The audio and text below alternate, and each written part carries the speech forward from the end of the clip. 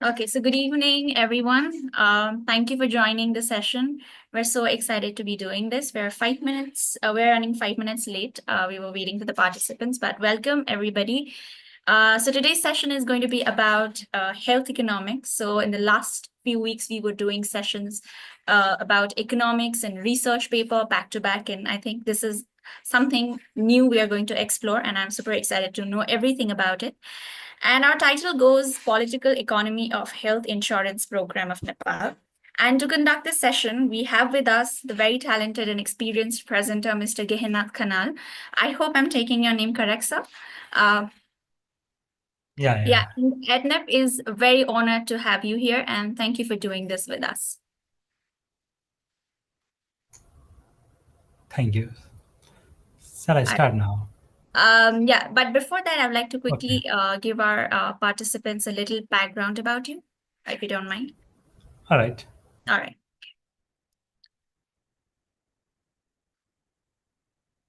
Is my screen visible? Yes.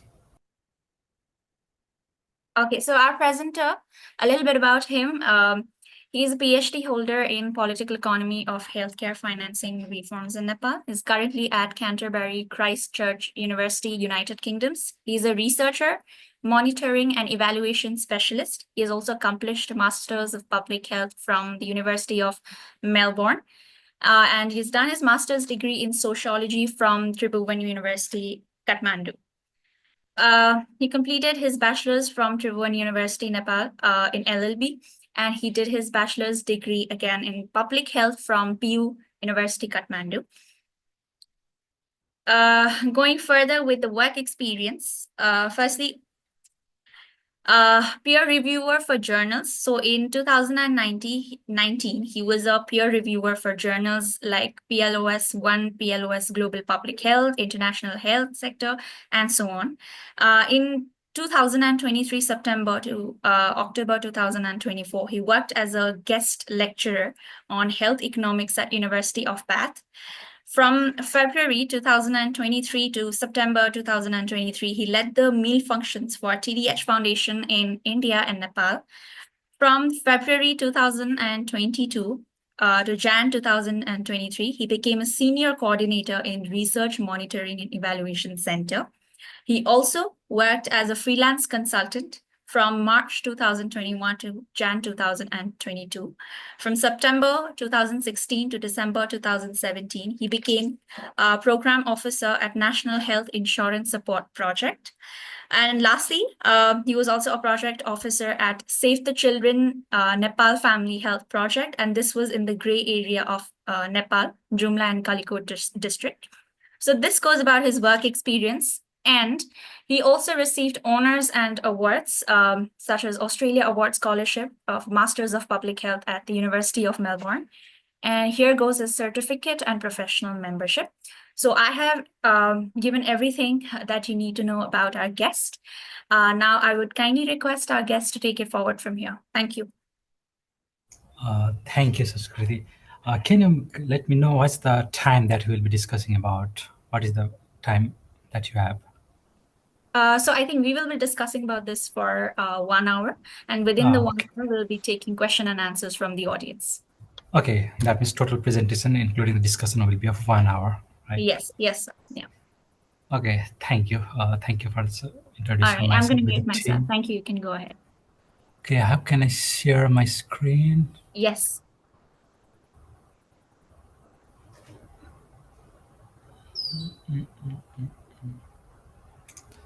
Share the screen. Okay. Can you see my screen now? Yes, it's visible to me. Yeah. Okay. Good. Good afternoon, everyone. Yes. Okay, I am Gehanath Khanal, currently a PhD candidate at the Canterbury Christ Church University in Australia, in UK. I did my masters from Australia. That's why sometimes Australia comes in my mouth. Today, I'll be discussing about the political economy of health insurance program of Nepal, and this is based on our publication on health insurance program that was published in 2023. And in this paper, these are our team members, I myself, with some of the colleagues from governments and from different universities. And this was published in BMC Health Research Policy and System, published in the year 2023. And by this time, this paper has been downloaded more than 32,000 times, and it has been cited, I think, more than 45 citations. And this paper is based on our experiences, since some of the colleagues within this team, the author team, we were working in health insurance program of Nepal right from the inception and design. And based on our experience, our observations, and what we have seen, then that based on that, we wrote this paper. The paper itself is publicly accessible, and the thing that I'll be discussing about this paper is on the health insurance program, that's critical analysis. Besides that, I'll be discussing about the methodology that we adopted to write this paper. I think that will be something new for the audience. Okay, discussing about the health insurance program. The health insurance program was implemented in Nepal's, this health insurance program implemented by Health Insurance Board. It was started in the year 2016 and piloted from 3 districts, Kailali, Baglum, and Ilam. By the year 2024, it has reached in all the 77 districts. By this time, the total enrollment is about 90 lakhs. That's almost 31% of the population. And the implementation of National Health Insurance Program has remained a great challenge. You might have heard some of the news that health insurance program is going to be like closed, something like that. Sometimes the health ministers vocally had come before the media to clarify that the challenges in sustainability of health insurance program.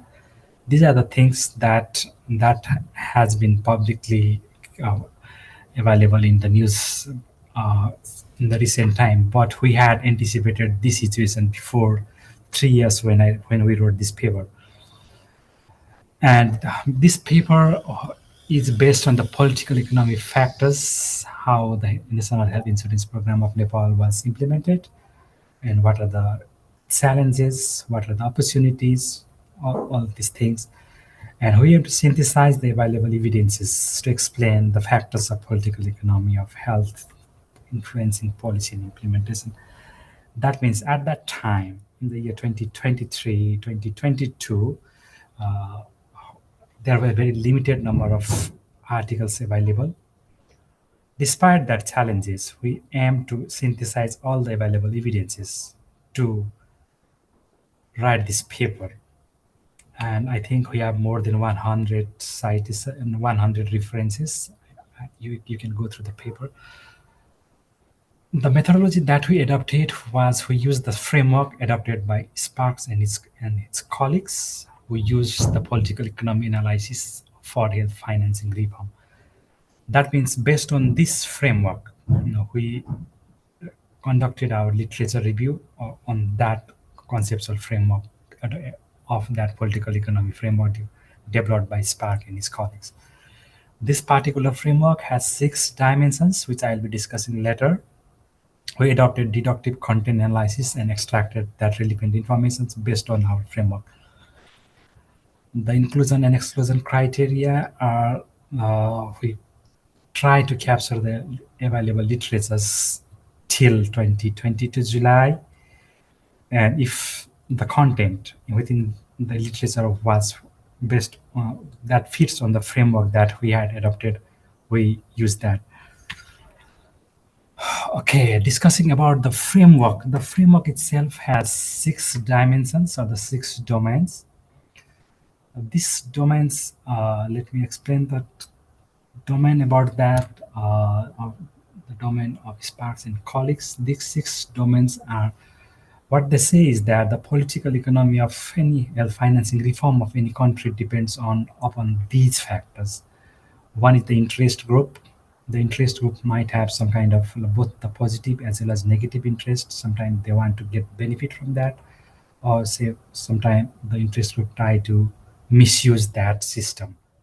And we try to analyze that, who are the interest group in the health insurance program, what are their interests, how their interest has been how they are achieving their interest, or what are the challenges. The second domain of political economy is the bureaucratic system.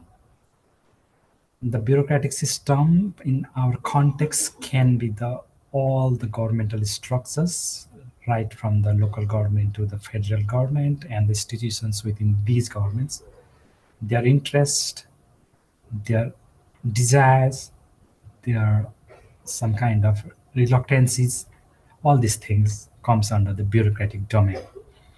The third is the beneficiary domain of health insurance. The beneficiary domain itself means those individuals who have enrolled in the health insurance program. That means different people, some people get subsidies in the health insurance program. That means the government provides subsidies for them, and they are get enrolled in the health insurance program. Sometimes people themselves pay for the insurance, and the current provision is that individual have to pay rupees 3500 for the family of 5 members, and if there is additional members beyond 5, that means if there are 6 members, then the additional amount of 700 is to be paid by that family to get enrolled. That means for the member of 6, for the family with the 6 family members, the premium amount is 4200, and the benefit package itself is with paying after paying like 3500 for the 5 family members, the benefit package is rupees 1 lakhs, and for the additional 1 member, the additional benefit package will be 20,000. That means for the family members of 6, the benefit package will be of amount 1,20,000. This is how the have insurance program has been designed, and the service providers within this health insurance program is there should be at least primary healthcare center. Those primary healthcare centers are the health facilities where at least a medical officer is there in the government health system. Currently, there are 482 health facilities that provide health insurance services, or let's say they are impaneled with health insurance program.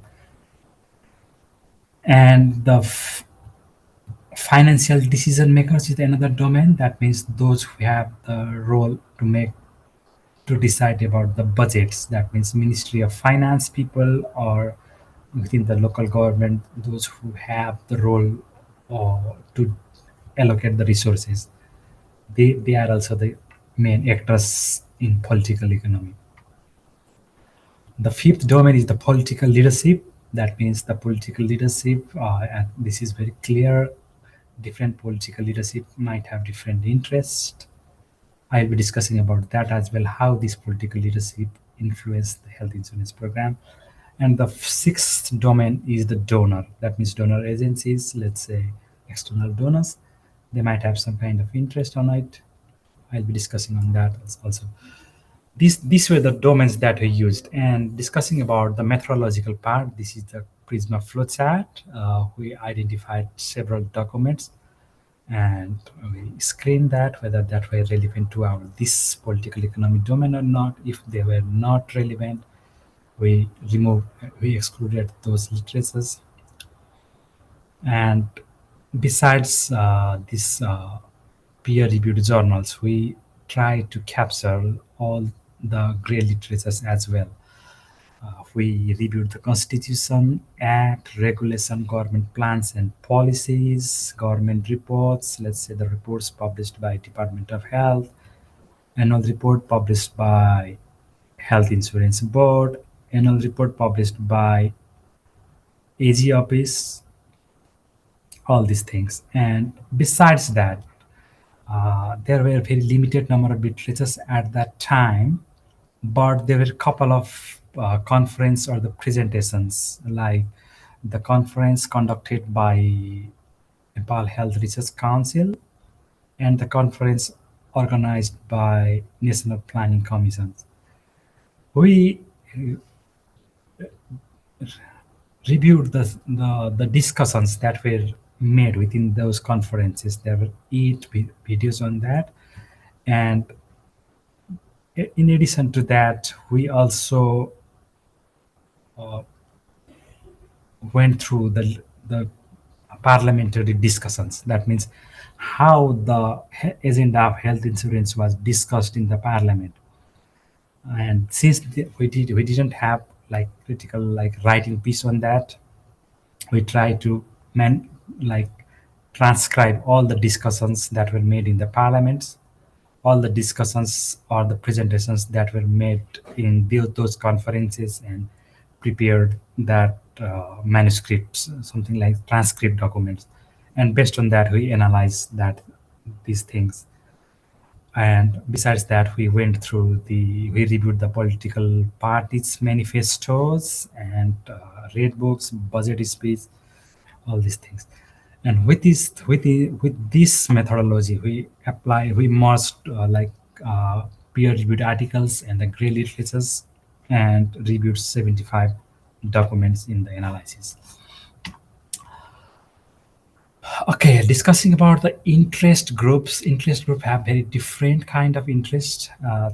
Discussing about the health insurance, the private hospitals are one of the interest groups. We have the interest to get accredited with the health insurance program.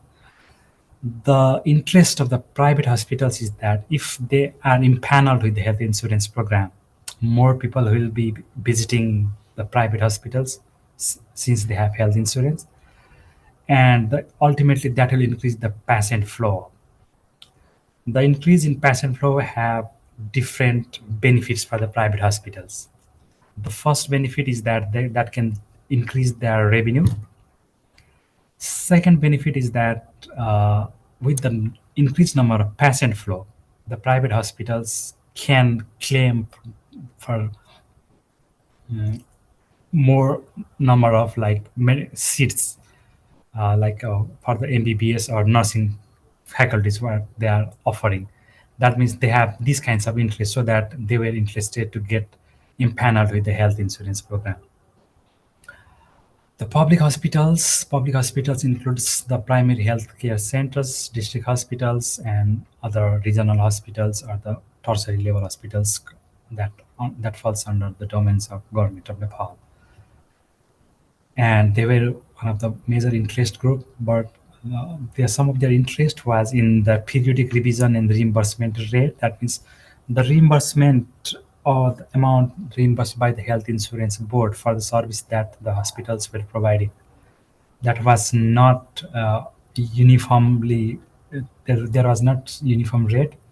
And different hospitals have different rates. That means, and the interest for these public hospitals was that they wanted to revise the reimbursement rate so that they can get higher amount.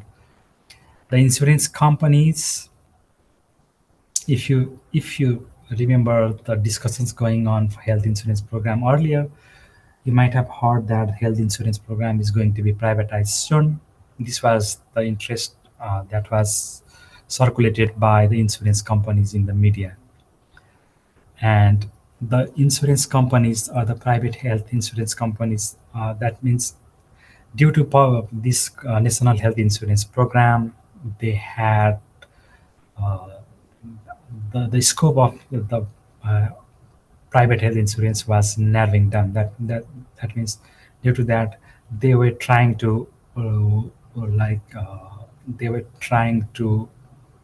create a situation in such a way that more people will not be interested to go through public insurance. And the politicians are themselves the major interest group. And the major interest of the political parties is that they make the arguments based on the for the public consumptions, or what we call like views, or something we call viral or something like that in these days, rather than having the concrete idea of structural reforms. And our analysis saw that none of the political parties had clear idea or the commitment to strengthen health insurance program. Healthcare providers, healthcare providers are also another interest group, but they are sometimes reluctant to provide the services because if there are large number of insurers visiting their health facilities, they might have higher number of patient flow that ultimately increases the workload. And if the workload is increased, even though they will not be paying they will not be receiving any additional salary or benefits. That means due to this, they were sometimes reluctant to support health insurance program. Another issue with the interest group with the healthcare providers is that most of the healthcare providers, let's say medical doctors or all these things, they usually practice, they have some kind of private practice, and those private practice are just outside the periphery of the public hospitals. And if the health insurance program is strengthened, less number of patients will visit them in the private hospitals, which ultimately reduces their possible uh, income. That was one of the reasons why these private healthcare providers were also reluctant to health insurance program. And discussing about the general public, the public have also showed some kind of what we call moral hazard in health insurance. That means if the public, general public, thought or they assume that they might have some kind of risks in their health, or they might assume that they will fall sick in the near future, in that situation only they were getting enrolled in the health insurance. Or if some of the family members have chronic diseases like hypertension or sugar or these kinds of chronic diseases which requires continuous medical taking continuous medicine. And in this situation, more people are interested to get health insurance. But if someone thinks that he or she has not any kind of risks or any kind of health related risks in the near future, in that situation, very less people were interested to getting enrolled. That means sick people were getting enrolled in health insurance program. This was one of our findings. Another is discussing about the bureaucratic system. Health insurance board is legally autonomous by act or the law, but it's in the practical sense it's not that much autonomous. The legal provision for nomination of health insurance board shows that 6 out of 9 members of health insurance board are nominated by Ministry of Health. Another interesting structure within this framework is that health insurance board is the service purchaser. That means they purchase the services, whereas health Ministry of Health or the institutions under Ministry of Health are the service providers. And the service provider, that means Ministry of Health and Population, nominates the board or the forms the health insurance board, the service purchaser. That means there is some kind of conflict of interest within that. And health insurance board lacks organizational and human resources structure. This is what we wrote in 2022, and it is the problem still exists in the year 2025. And there were several incidences where MOSP was more dominant, that Ministry of Health was more dominant over Health Insurance Board. That means Health Insurance Board didn't have their own human resources structure, excessive workload due to less number of health workforce. That was also another issue. And although the country has practiced at least 9 or 10 years of federal structure, eight years of federal structure, the health insurance board and the system within the health insurance board is still centralized. Although there are like provincial offices, but they have very limited roles. And local They are a very limited role for the local government in health insurance. This is another issue. And the law itself demands several procedural law, but there are very limited number of procedural law being endorsed. One of the example is the procedural law related to poor household identification programs, what we call Garib Ghar Dhori Pehchan. Due to the lack of procedural law, that procedural law to identify the poor households, the budget allocated for the poor household has was not spended. Okay, discussing about this is compared to the old budget analysis based on our paper, but the major idea is that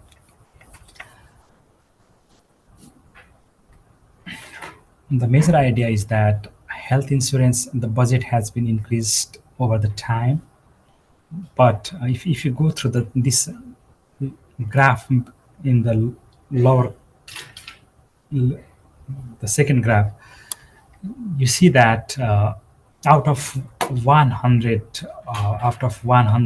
reimbursement claimed by the hospitals, the premium amount collected was only 66. That means the health insurance board collected the premium of 66 crore. 66 crore premium was collected from the general public, but the reimbursement given was 144 crore. That means only 46% of the premium of the reimbursement was collected through the premium. That means there was mismatch between like income and expenditure, and this gap has like widened further. If you see the current data, out of 100 rupees being reimbursed to the service providing hospitals, the premium collected amount is only 25. This is based on the recent data that I had gone through it.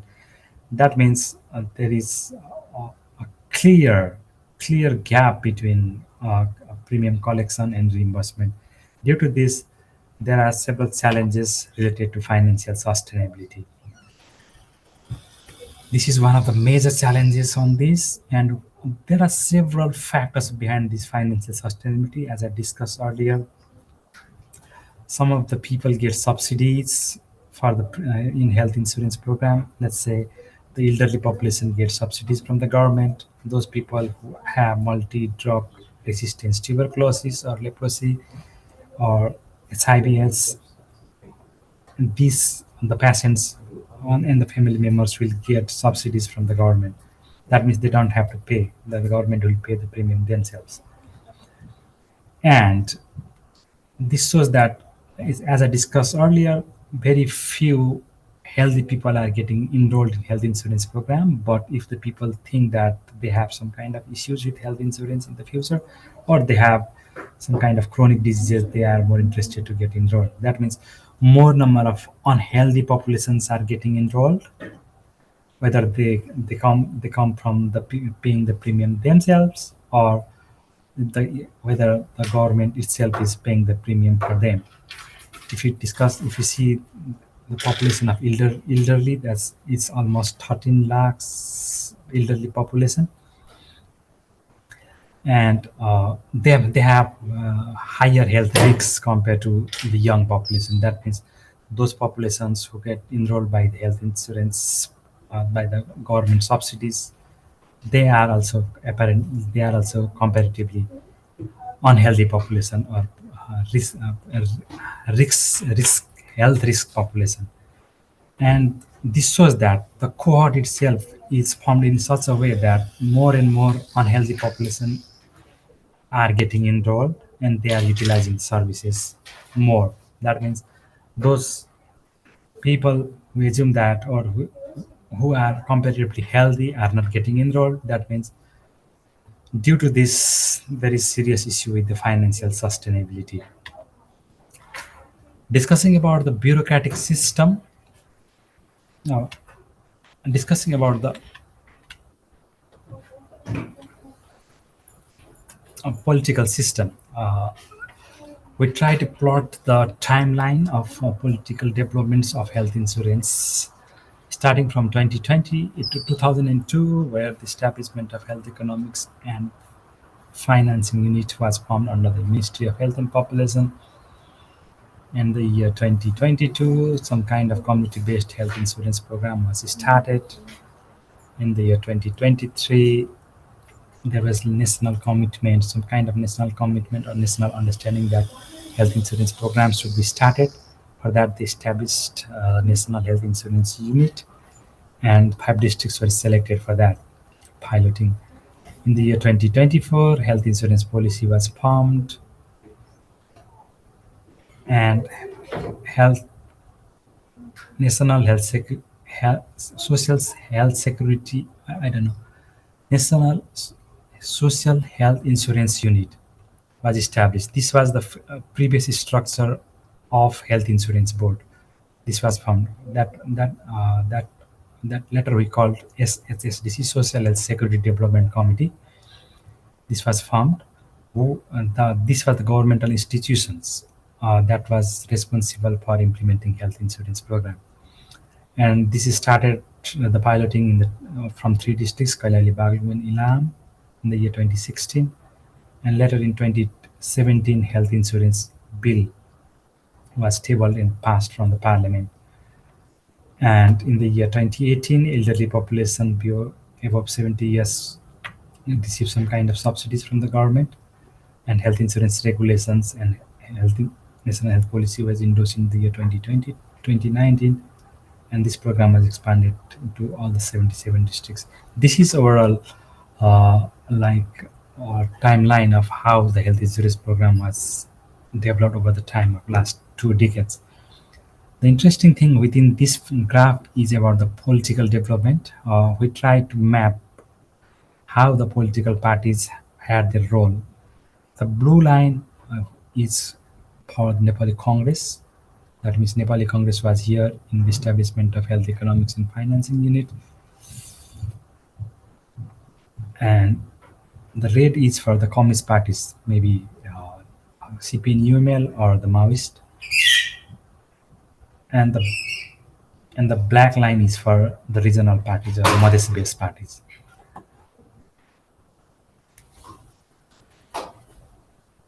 And this solid line means that the member of this party was in the leadership. That means he or she was the prime minister. And this dotted line means he or she was the health minister. Okay, this was that at this time both Congress has the prime minister and health minister, but after that either health minister or the prime minister is from different parties. And this shows that all the political parties had some kind of role. This red is for the communist, blue is for the Congress, the black is for the regional parties or the Maoist-based parties. This shows that all these political parties have some kind of role in implementation of health insurance program. Discussing about the external development partners and their priorities. External development, there are very limited number of external development partners in health insurance program. And even they are sometimes further volatile. That means the donor communities come for a short period of time. They have some kind of concrete idea, but before development of that concrete idea into practice, the funding from those external development partners was ended. This was one of the major issues with the health insurance with the donor communities. They have some kind of technical expertise or the financial resources in design, implementation, research, evaluation. That means they had some kind of interest on that. If you analyze the development of health insurance program of Nepal, it's highly influenced with the model that has been adopted in Germany or the Korea.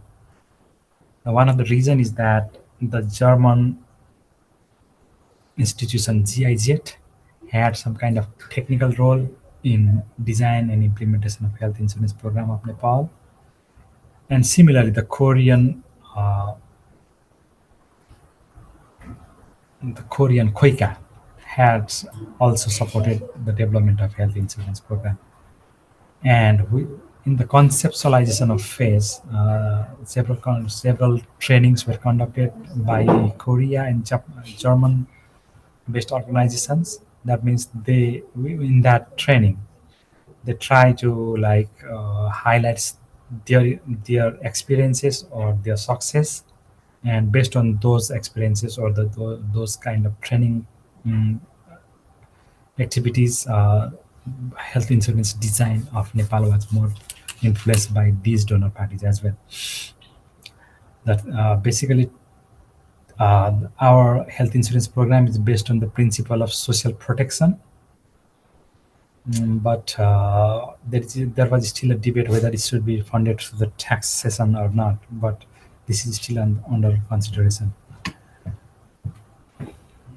Beneficiaries, discussing about beneficiaries, as I discussed earlier as well, there is like poor availability and readiness of health workers, medicine, infrastructure, and equipments.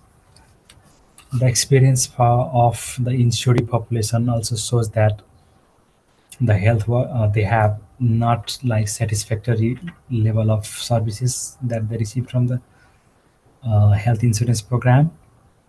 Either there was lack of medicine, or either they had some kind of experience. They have experienced some kind of ill behavior from the health workers. Either they have to stay in a longer queue, or they have to purchase medicine from the outer pharmacy. These were the things the beneficiaries had. And prescription of brand name and lack of medicine in the pharmacies. That means if the medical doctors who have the right to prescribe the medicine, they usually prescribe this kind of brand name rather than generic name. And those brand names might not be available in the hospital pharmacies, and due to which they have to buy, the beneficiaries or the insured population have to buy that medicine from outside. The major dissatisfaction from the beneficiaries is that although they have health insurance, they didn't get the services or the medicine from the hospital pharmacies. This was major uh, issues that they had raised. Another is the first service contact points. When getting enrolled in the health insurance program, individual have to select first service contact point, and he or she have to visit this first service contact point in general cases. That means if he or she has some kind of health issues, he or she have to visit this first service contact point. They cannot bypass this first service contact point and go to higher centers.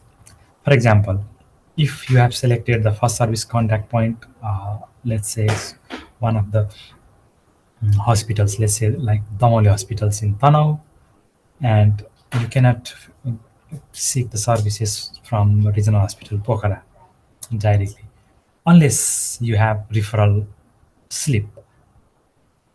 And this was one of the major challenges, the issues that the beneficiaries faced. They didn't have adequate number of supporting documents. The referral hospitals requested for the referral slip from these first service contact points to provide the services under health insurance. Otherwise, he or she have to pay from their own pocket. And this was one of the issue with that. And the complaint and feedback response mechanism assessment that we had done from the health insurance board shows that majority of the complaints were related to service quality and medicine that I discussed earlier. Political commitment and reality, the political commitment or the political credit. This is one of the major questions. As I discussed in the early part of the presentation, all the political parties have some kind of political commitment on that, but they are not much politically commitment with clear concrete ideas. One of the example is that establishment of hospitals at each palika level. This was announced by the KP Sharma Oli government in the year 2018 or 2019, that he inaugurated 309 hospitals foundations at, at a single day. But reviewing the progress of these hospitals shows that more than 50% of the hospitals still have not been able to manage the land to construct that hospital. That means these kinds of political stunt were done for the political credit without realities or without any preparatory works.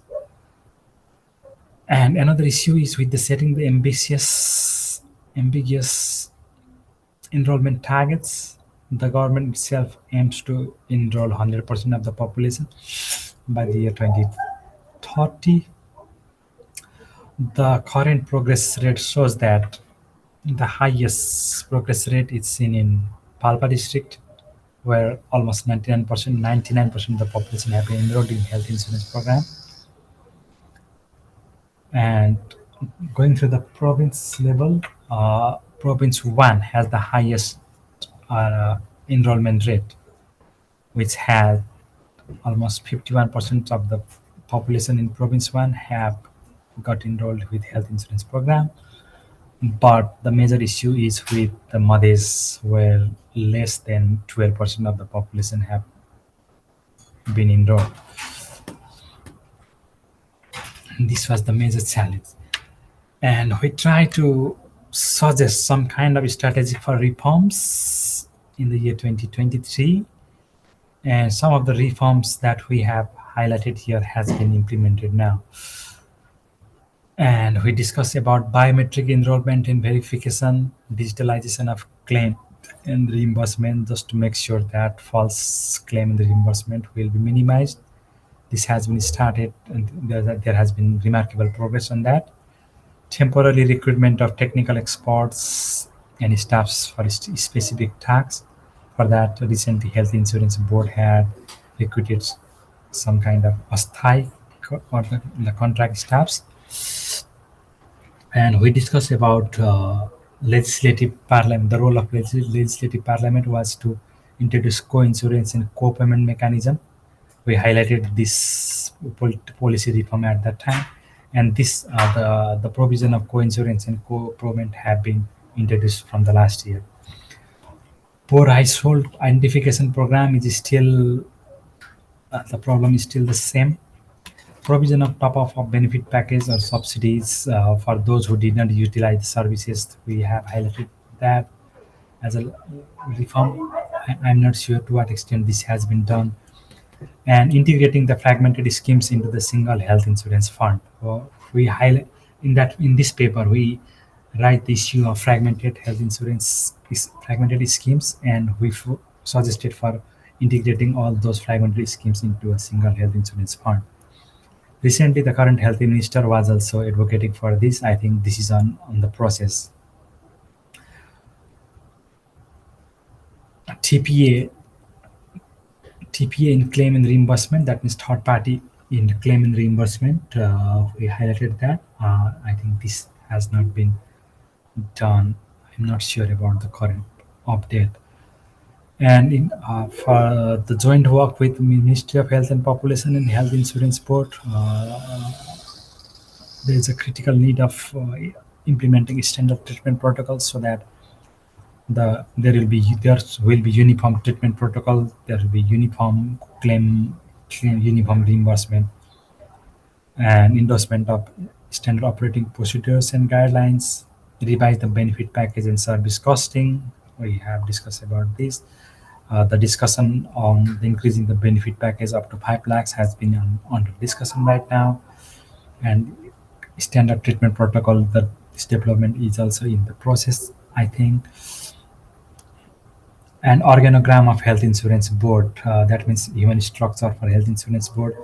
I think this is under the process. I think this has been there has been remarkable progress on that. And increase in investment in health from all care, implementation of electronic medical record system. This is still in process. This has been done. Endorsement of financial procedures and guidelines. This has been done. Okay, strength and limitations of this our paper. We try to review national health insurance program using secondary data. Our paper provides the insights how literature review and expert opinion in public forum. That means I discuss about the expert opinions and the presentations made by those experts in the conferences like Nepal Health Research Councils and National Planning Commission and the parliamentary session. These are they are the experts in this field, and we try to synthesize all these evidences and how this can be integrated to generate evidences in limited evidence setting. The evidence constraint setting, having some evidence is better than no evidence. That means we try to collect all the available evidences with the mind, with keeping in mind that having some evidences is better than having no evidences. And the limitations, we have several limitations. We have some limitations while writing this paper. Our paper lacks the direct voice of beneficiaries. That means we didn't collect the primary data. And we have used a wide range of gray literatures. That means literatures that are published in newspaper, media, the annual reports, which are not peer reviewed. That might have some kind of bias. Okay, this is my concluding slide. Okay, several policy and implementation challenges are there. We need to have urgent legal reform or legislative reform in benefit package, service costing, integration of fragmented schemes, digitalization of services, service expansion, service quality. This I have discussed all these things. Revision of financing model, whether a cost sharing or the cost payment, co-payment mechanism. That means individual have to pay some amount. I discussed about that. Robust financial monitoring system, and finally, high political commitment, accountability from the political and bureaucratic spheres. With this, I want to conclude my presentation, and I'll take some of the questions if you have. Okay, thank you for providing this time. Thank you so much, sir. It was a wonderful presentation, very well articulated and coherent use of slides. And we will be taking questions. So I would request our audience to ask the questions. But before they do, I would like to ask you a few things. Uh, Okay. so you like you mentioned in your previous slides about the issues and problems in the HOD, like the health company board. Health Insurance Board. Health insurance board, yeah. So why do you think like there is a limited number of like human resource in HIB? Uh, while discussing the results, also you said that HIB lacks organizational and HR structure. Is it prevalent only in the case of Nepal, or it happens worldwide? Well, this is an interesting question. And single answer is this happens only in Nepal. As I discussed about the autonomy of Health Insurance Board, Yeah. uh, although the law Health Insurance Act says that Health Insurance Board is autonomous, but the different legal provisions and the proviso within those or those legal definition clearly indicates that Health Insurance Board is not autonomous. It doesn't have full autonomy to recruit the staff of their own, rather than Health Insurance Board had to rely on the decision made by the Health Ministry of Health and Population. Due to this,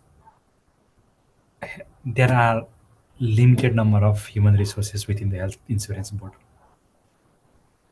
This is the very short answer. Yeah, I got my answer. And to that, I also wanted to ask, like, you have experience teaching in universities and like doing research works. And you've also played a huge role in conducting various sessions as well. So I want to ask you, like, in which country, if you have the figures, has like the has the health policy have been most effective? And what do you think our corrupted country can learn from this? Okay, this is very like diplomatic question, and I think I should answer diplomatically. Right. If you think about if you think the how the health policies are made in different countries, I think we need to compare with our similar countries. And when I was discussing with my students from Bangladesh, like Pakistan, India, or Afghanistan, this world, the health policies are formed in similar way that what we have. Right. These countries also have the same experience. That means the policies are based on the political interest. Mm. If I can give you the example of Pakistan, okay, Right. when Imran Khan was in the power, he introduced health insurance program. I forgot the exact that Pakistani name, but he tried to introduce health insurance program in And which Pakistan. year was this? Which year was this, if you remember? Uh, I'm not sure exactly the year, but when Imran Khan was in the All right. power, We got that. maybe Yeah. before 4 or 5 years. Okay. But when he was couped by military, when he was sacked from the government by after the military coup, all that health insurance program has been stopped. And my students from Pakistan now say that the program implemented by started by Imran Khan was one of the best. That means due to this kind of political instability, the issues are Right. same across the world. And discussing about India, India has implemented one of the largest health insurance program, Ayushman Bharat something program Yeah. that Yeah. Yeah. aims to target a large number of population, maybe Mm. crore population. I forgot the exact figure, but there are some kind of limitations. There are some kind of limited benefit package. All these things. The major idea is that the political parties try to capitalize these kinds of political agendas with the future votes. That is the main issue with that. And I don't want to compare with That's countries all with right. UK or Australia. Yeah. Because the like difference is going to be huge if we just Yeah, yeah. compare. Only the similar things can be compared. Yeah, exactly. Just the neighboring countries who likely have the similar kind of policies. I wanted to go forward with another question, which is a little close to my heart. And I wanted to know this ever since you started this session, and I wanted to ask you this.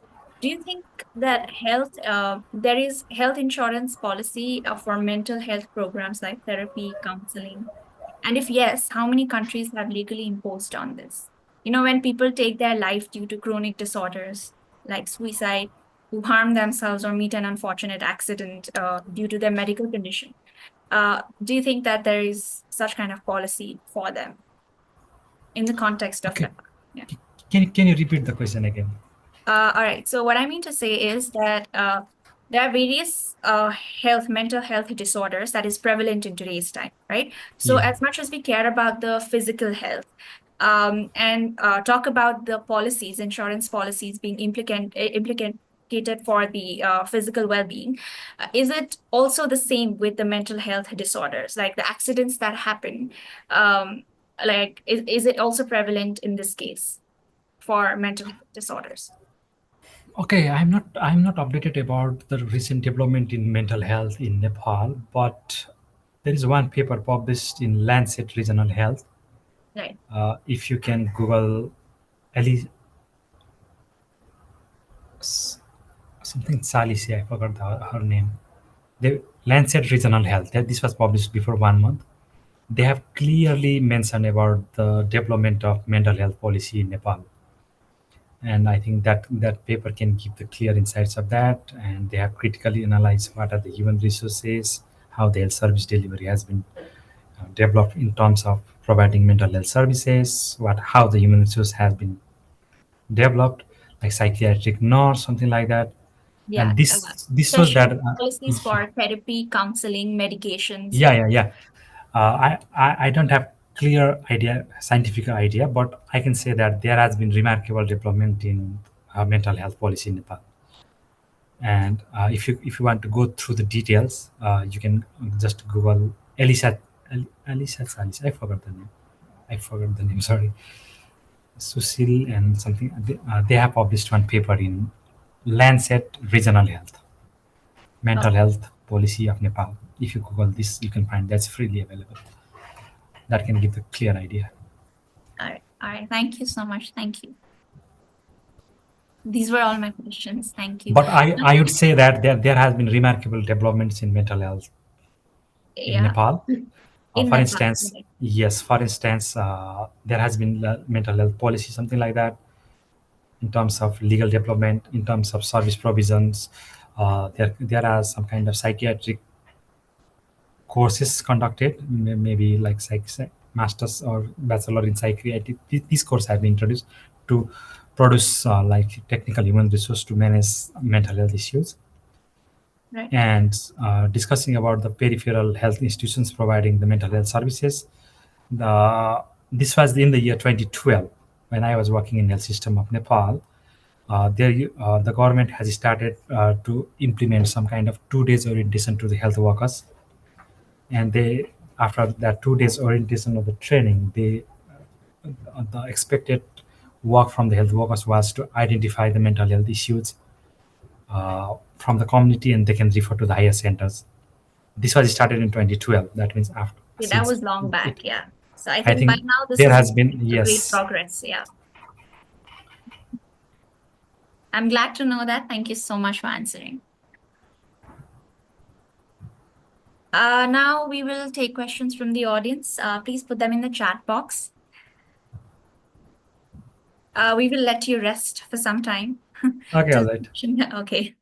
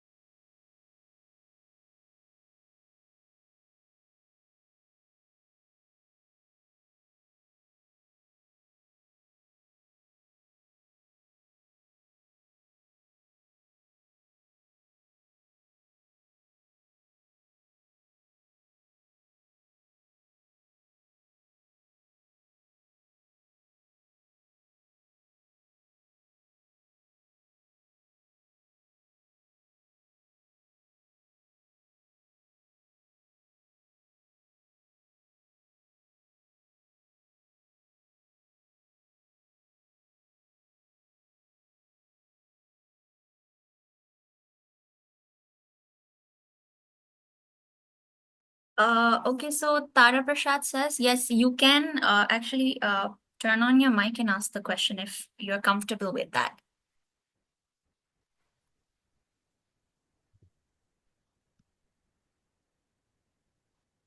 Okay, thank you so much, Sanskriti ji.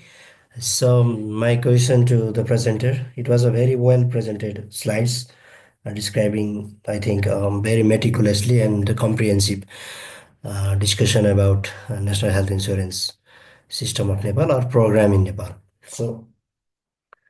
So as a government health worker, I just want to ask is that how can we make this health insurance sustainable or like scalable to other sectors because we have so much less proportion of population or household currently covered by health insurance. So can you make it sustainable with this approach or like we should move on to another or shift to the another approach because it has been a public issue now, and the political issue as well, so we cannot get rid of this for this time. So how can we move forward with this kind of approach, or shall we make some adjustment to this model, please? Thank you. Okay, thank you, Taraji. I think I know you. Okay, thank you for the question. But the question itself is very political, right? Rather than health system question. I would say I was analyzing what are the reason behind low enrollment. I was analyzing this data, and one of the interesting thing that I found was like number of impaneled health facilities. As I discussed earlier, there are 482 impaneled health facilities. That means service providing institutions for health insurance throughout the country. And interestingly, if you see the level of health facilities, or the which level of health facilities are there within their premises, that could predict whether the people are getting enrolled or not. Let me explain more in details. When I was analyzing the district's coverage, I found that Palpa district was one of the highest, where more than 99% of the population of the year 2021 census were enrolled. Second district, second high performing district was Jumla, where almost 80% of the population of Jumla district were enrolled in health insurance. The third was Chitwan, where almost 66% of 60 no 78 70 77 70% of the population was enrolled. The fourth was Zappa, almost more than 75% of the population was enrolled. But when I was analyzing the health, what you call this performance of districts from Tarai, uh, or let's say Madhya province, let's say Saptari, Siraha, Dhanusa, Matari, Sarlai, Rohtak, Bara, the population percentage of population enrolled in health insurance was very, very low, below 12% or 13%. And I was like analyzing whether ability to pay is the issue. But if that was the issue, how can the people from Jumla, who are among the lowest 5%, lowest bottom five in terms of SDI, can be enrolled more than 80%? That is one of the interesting questions that came in my mind. In analyzing all these things, what I would say is that if there are like health facilities, tertiary level health facilities that can increase your like confidence to get enrolled, then people automatically will be interested. Interestingly, all the high performing districts like Zappa or Chitwan or Palpa or Jumla had some kind of sophisticated tertiary level hospitals. This was one of the reasons that might have attracted more people to get enrolled. And I was also interested to see to what extent number of health facilities, like population density of health facilities, was there.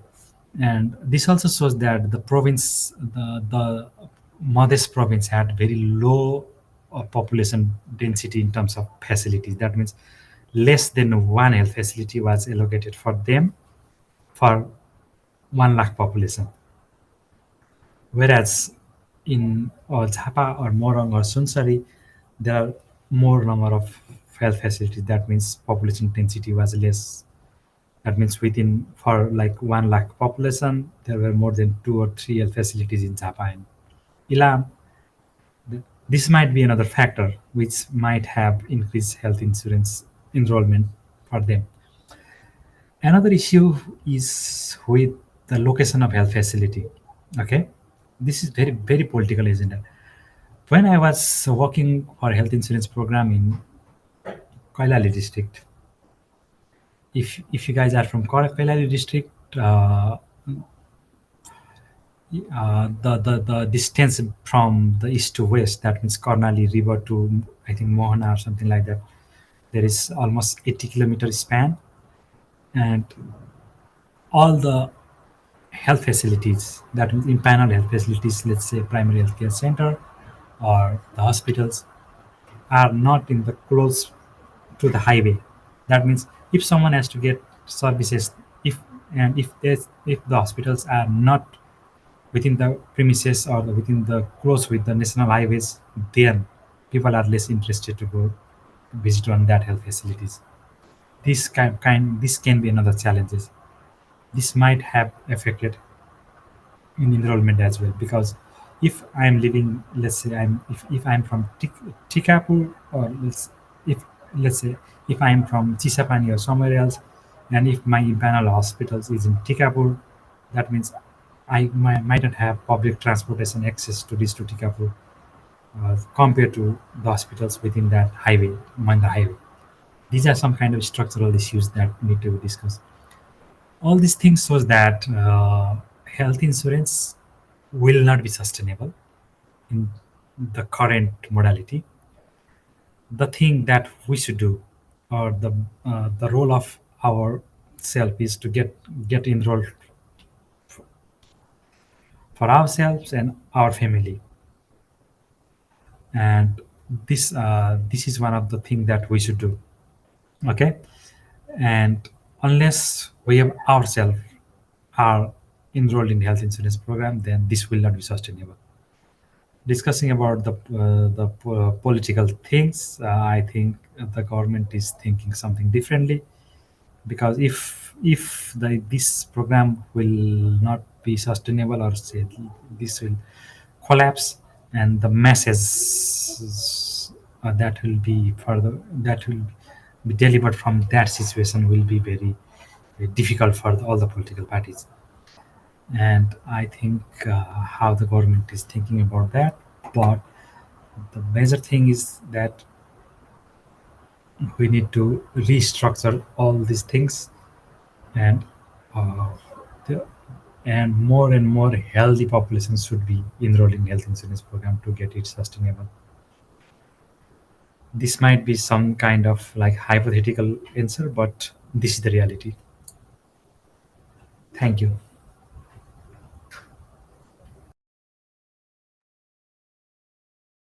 Thank you, Taraji, for your question, and thank you, Sir, for taking this. You said you're a government health worker, am I right? No, I am not a government health worker. No, I'm asking to, this question is to Tara Prasad ji. So are you there?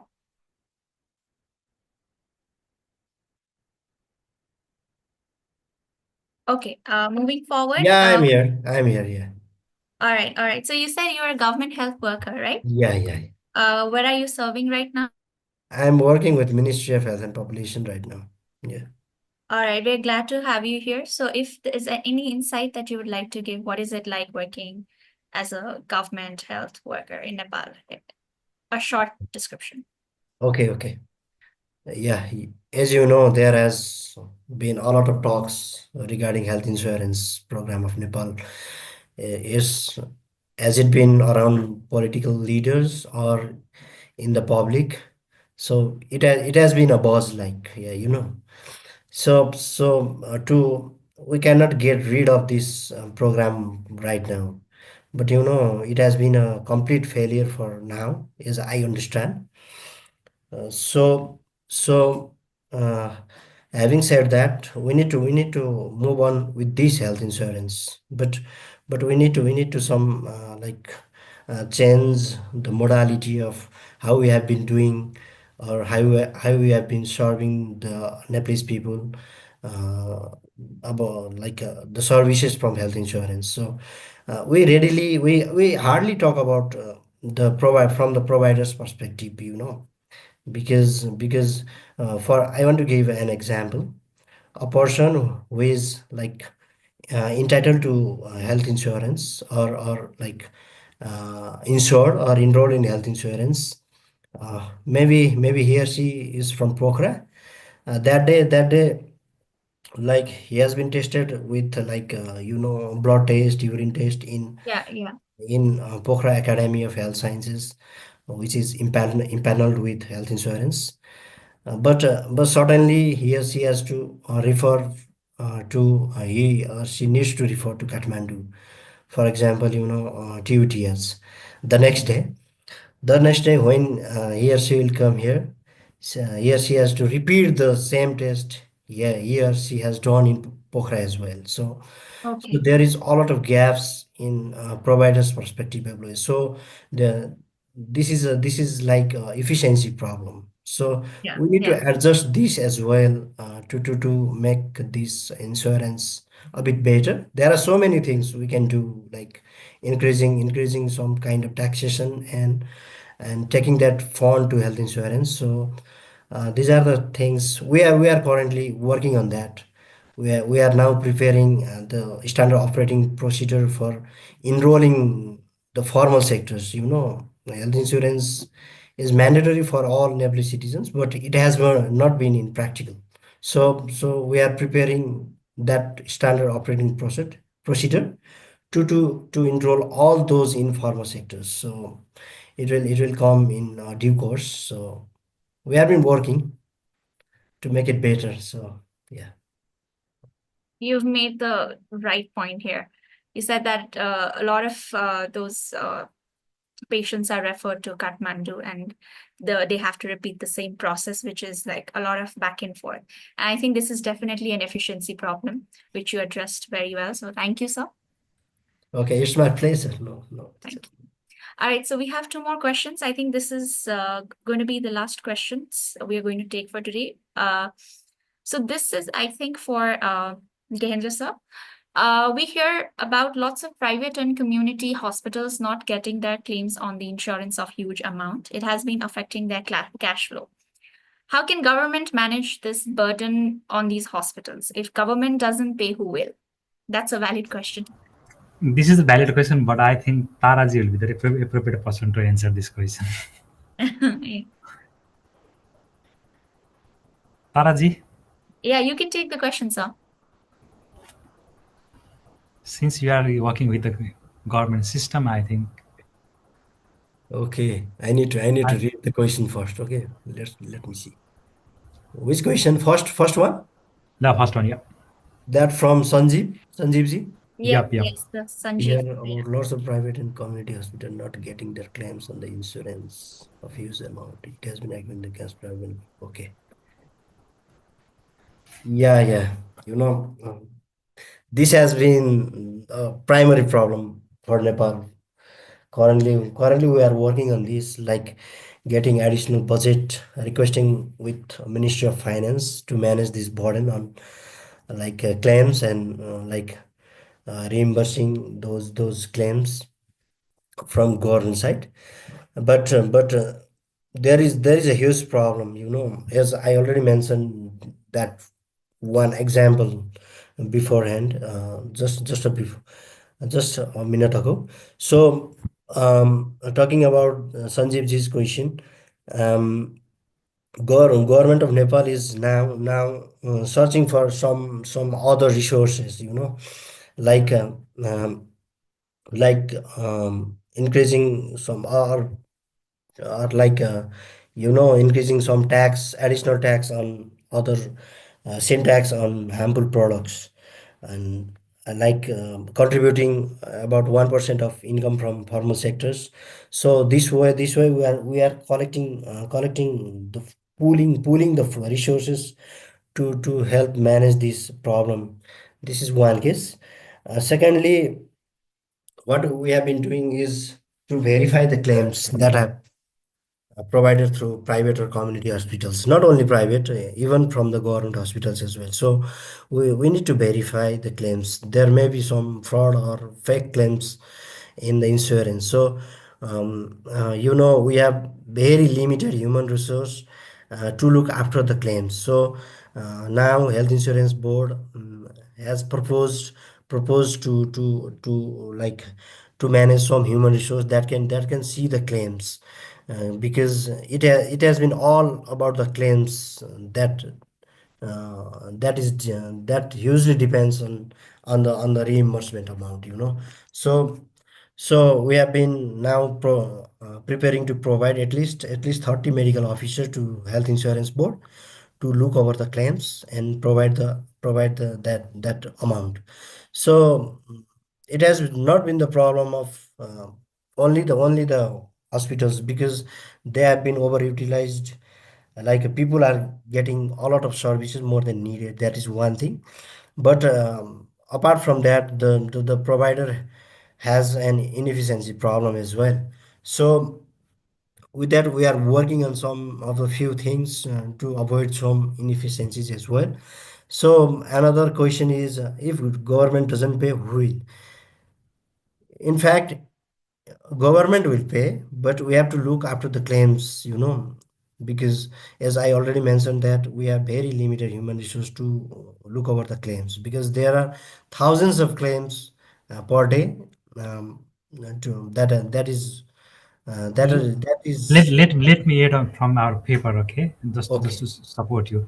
When we're writing this paper in 2022, there were like let me read the sentence. About 20 staffs are working in the claim review section of Health Insurance Board, where incoming review claims are at least 25,000 to 30,000 daily. Yeah, That I means was going to mention that the average claim per day. at least staff has to review 1,000 claims, at least 1,000 claims per day. That was the issue. Okay, okay. Let me Carry add on. another thing. Was it? So um, government will pay. That's for sure. But if you know that if these claims are going to be in such a trend for years and years, so there will be the huge amount that can be better than our, that can be like greater than our health budget as well. If you can see, because all out of you can, if you can see the trend of healthcare utilization and coverage as well. So utilization is increasing year by year, but the coverage has not been that. It has been stagnant or improving very slowly. So regarding the claims, I again focus on that.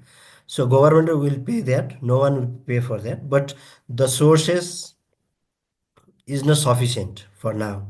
The pooling and the budget provided by Ministry of Finance is not sufficient. We have to look for other sources as well. So that's my part here.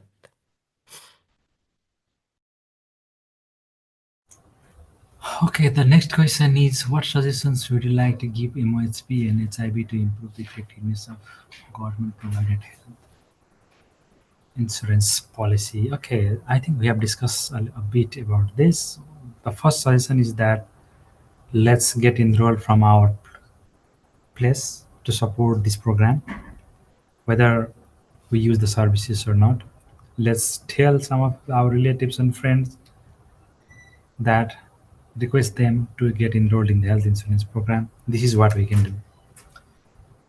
And for the government, my suggestion is that increase human resources in the claim section to make sure that they are not fraudulent claims. Another thing is that improve the quality of the health services. That means if the individuals who get enrolled in health insurance are assured that they can receive some kind of services or the medicine from the hospitals without paying from their own pockets, or maybe let's say partially covered by the health insurance, definitely they'll get enrolled in the program. That means increase the trust of the services that is provided by Ministry of Health and its institutions. These are the things that I would say for government of Nepal and MOHP. Discussing about health insurance board, my suggestion would be try to be autonomous. At least try from your own to be autonomous from health insurance, from Ministry of Health, and at least the health insurance board should question on the quality of services provided by the institutions of health insurance board.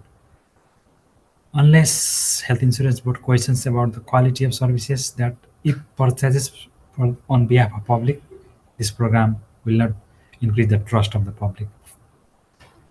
Thank you. If you have anything to add, you can add. Thank you. Thank you so much, Sir Question. I think it's about time that we wrap up. We have taken necessary questions already, and this was such a fruitful conversation with you all. Thank you to all the participants for listening and being part of this. Yeah, I think we should wrap up. Okay, thank you. Is there any Bye. parting words you would like to say, sir? No, I don't have anything to say. But one of my friend from US called me to like discuss about this your weekly discussion, and I came without any much preparation or much more idea about that? Can you explain more how you are conducting these kinds of sessions, how frequently you meet, what are the agenda or the topic that you are interested to discuss, so that I think some of other friends may also contribute as a facilitator in the upcoming sessions. All right. Thank you. Thank you so much. Thank you.